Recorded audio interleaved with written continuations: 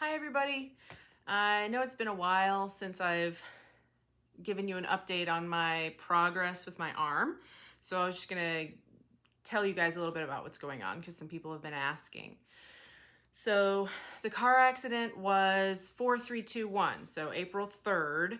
And let me just move that. My entire right forearm was crushed, both bones broken, not only broken, but crushed to the point where they, weren't even touching each other and they were overlapping and gross stuff like that. And that happened April 3rd. Today is June 25th. So it's been almost 3 months. And I'm going to show you today what happens at the occupational therapy that I have to go to twice a week. And so what that kind of looks like and what my therapist has me doing and what I'm able to do and not able to do. And this will hopefully explain to you a little bit about why we haven't been putting out HelloQuests very often. Because when I try to walk a long distance where you have to have your arms down, it gets very swollen and it starts to hurt and throb because technically all the bones in my right arm are still broken, even 3 months later, because when they put them back together, there was gaps in between the bones. So the bone has to regrow and fill in that gap. So it's not just, there were fractures and the fractures have been able to fill in pretty good, but there's several places where the bone has to make a bridge, and that can take up to a year. So I'm having to take lots of vitamins, stuff that would normally be given to, older people who have osteoporosis, trying to take collagen and all sorts of calcium and zinc and vitamin K and vitamin D. Basically, I take a handful of vitamins every day, just trying to make sure that my body has all the building blocks it needs to rebuild bone. So now I'm going to show you a little bit about of how it goes at my occupational therapy. So the first thing that happens is when I go to the occupational therapist is she puts a heating pad on, but I didn't show that, and then she stretches out my arm. It's mostly my wrist and my elbow that have the hardest time. And she actually did a lot of work on my wrist today with that little, I don't even know what it's called, but it's like a little piece of stone that she uses to try to stretch out all those tendons and ligaments that go across my wrist because they are so tight. And that's one of the reasons why I can't twist my arm and I can't flex it and extend it, is because during the course of me having to have it still for so many weeks when it was first healing, all of those tendons seized up, and our main goal is just loosening everything up without creating more damage. So that's what this was doing. And then she gets out this weird little vibrator, and it's literally called a medical vibrator. And again, just really trying to loosen everything up before we do a lot of work. So this thing is my nemesis. It's supposed to be this fun game where you take a little wooden bead and get it through all of the bent wire. But it is so difficult for me right now because I can't twist my right arm. At the end here, I do this with my left hand. So this is going through. So here with my left hand, look how quick it was. Yeah, boom, boom, boom, boom, done. With my right hand, it took forever. So this is weird. It's this little rubber thing that I have to make go into circles with my hand. That really hurt. And then now practicing twisting, which seems like it wouldn't be that hard, but I can barely move in one direction, if you can see there, and that was making me so tired. Then we move on to my hand, so I have to squeeze that thing to get my hand strength up, and with my left hand I can squeeze it no problem, but I can't even get it all the way together with my left hand. But I used to only be able to do one rubber band, and now I can do two. So this little thing is 5 pounds of resistance, and I showed a second ago that with my left hand I could squeeze them all the way down, but with my right hand I can barely make it move with my pinky. But it's getting better than it was, because when I first came in I couldn't make that move at all. So this little weird thing is another strength training for my fingers. And the funny thing is, with my left hand, I can lift those fingers all the way up. But again, of course, with my right hand, I've lost so much strength with that hand. And this really does hurt, but I have to push myself. So showing how with my left hand it's easy, and then the right hand, it's just so silly that one rubber band is so I was shaking there really bad because it was really difficult. So the last thing I do is I take these I don't know what they're called, little exercise balls, and it just exercises my fingers, gets them moving, and helps prevent swelling. And I do this at home while I'm watching TV too. So that's the last thing we did at occupational therapy today. Okay, so it might not seem like it, but what I was able to do there was huge compared to what I could do when I first started therapy. When I first started physical therapy, I didn't even have a half of a pound. It didn't even register as a half a pound of grip strength. And I could barely move my arm back and forth, and I couldn't twist more than this. So there's been a huge improvement. And I guess I can show you here.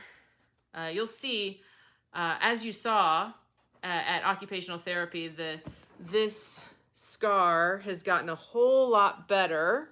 It's almost flat, and I had to grow new skin there. It's a little bit sensitive up here. It makes and I can't feel parts of my hand. So right here, I can't feel at all. Here I can kind of feel, and then the inside part of these two fingers is very strange, and I can't feel right here. Making a fist is rough, but I didn't get to show you this side. So as you can see here, this scar healed up almost to where you can't see it anymore. I used silicone scar tape. I guess I could show it to you. Let me go find it really quick. So this is like not a sponsor situation or anything, but I got this silicone tape from Amazon, and it comes on a roll like this. And and I'll probably put some more on, but you just cut it out to the size you need. And basically it, from what I understand, protects the area and causes it not to produce too much scar tissue. So it keeps it nice and soft. And it makes the scars flatter and less visible. So that's what has helped on there. I even cut this. I cut this in half lengthwise to put on this scar. And it's really, even my therapist said that amount of healing in the amount of time is really impressive, and it's because of that scar tape. The other thing that I've been doing is I wear this funny glove, which is totally silly, but the only color they have is black. I might try to see if I can find another one that's like skin tone, so it's not so obvious. But this is an arthritis compression glove, and I got the extra long kind. And basically it just puts a little bit of pressure on the skin. Just not very much, but just the tiniest bit, and that helps the area not to get too swollen, because unfortunately part of healing from this is that sometimes it's just going to be swollen. I mean, I've got three metal plates held on by 21 screws inside my body. My body's like, every once in a while, what's that? And everything swells up. And they said that that's probably going to happen for the rest of my life, on and off. Great. But I actually filming occupational therapy today, I had no idea that I had gotten so strong. I've been doing all the exercises. I have therapy putty. I have rollers. I have, all sorts of rubber band things that I do at home and at therapy, and it really is helping. Right now I've got it on ice, and actually I'm going to put this back on. But,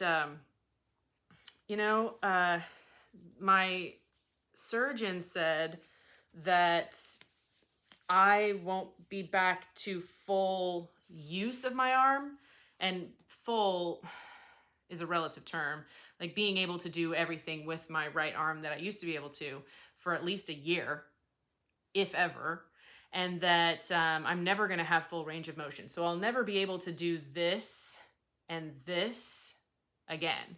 So I'm here and here.